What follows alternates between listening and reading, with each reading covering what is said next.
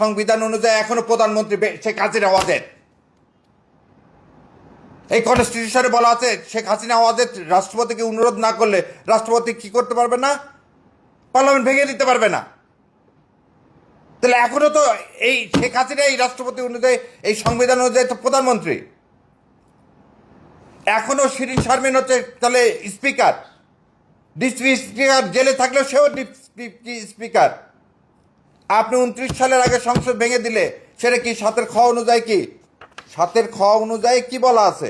এই সংবিধান করতেছেন 7-এর খয়ে কি বলা আছে? 7-এর খ না কয়ে রাষ্ট্রদ্রোহিতার অপরাধ করবেন আপনি।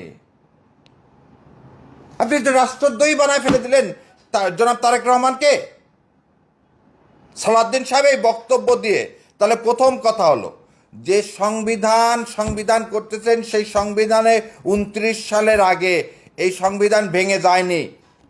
তাহলে আপনার সংবিধান থাকলে পার্লামেন্ট 24 সালে পার্লামেন্ট আছে, তাহলে 24 সালে পার্লামেন্ট থাকলে আপনার পার্লামেন্ট কি? আপনার পার্লামেন্ট একটা অবৈধ পার্লামেন্ট। আপনার ইলেকশন অবৈধ ইলেকশন। আপনি শপথ দিলেন মন্ত্রী হিসাবে, সেটা অবৈধ।